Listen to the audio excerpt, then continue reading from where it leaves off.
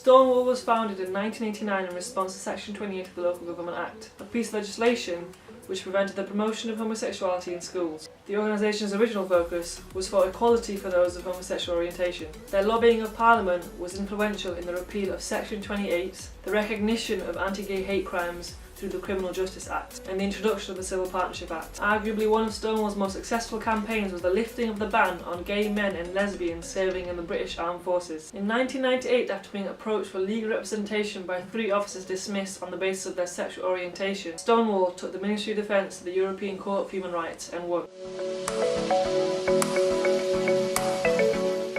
While Stonewall has championed sexual equality, issues have arisen from its sidelining of other struggles, some of the most harmful of which were undeniably transphobic actions. At both the 2008 and 2010 Stonewall Awards ceremonies, 2 journalists were nominated despite having made transphobic comments in previous work, and in 2010 a transphobic slur was used in an anti-homophobia play targeted at school children.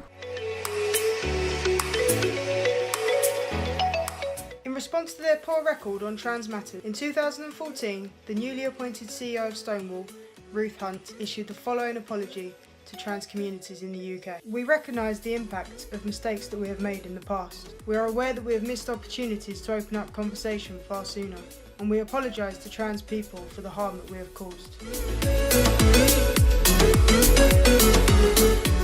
Over 6 months in late 2014, Hunt held face-to-face and online discussions with over 700 trans people to decide whether Stonewall should include trans matters. In 2015, Hunt and Ayaz Manji, Stonewall's policy officer at the time, created Trans People in Stonewall, a document to describe the steps the organisation would take towards trans inclusion. A head of trans inclusion was appointed, and the Stonewall Trans Advisory Group was recruited and formed.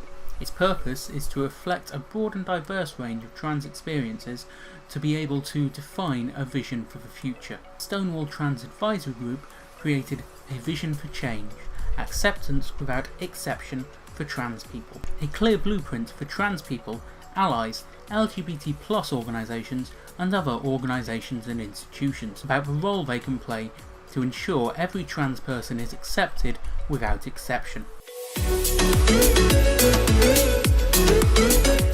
Some examples of progress from Stonewall include their highlighting of issues faced by trans students through homophobia and transphobia surveys conducted in schools. They have also taken part in the lobbying for the introduction of gender-neutral markers on UK passports, a campaign that may come to fruition later this year.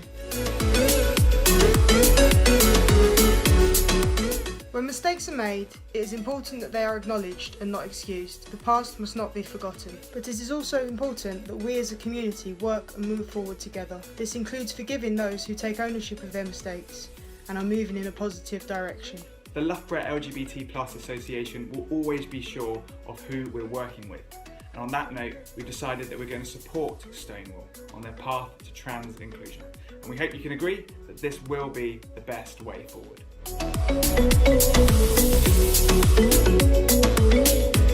Thank you.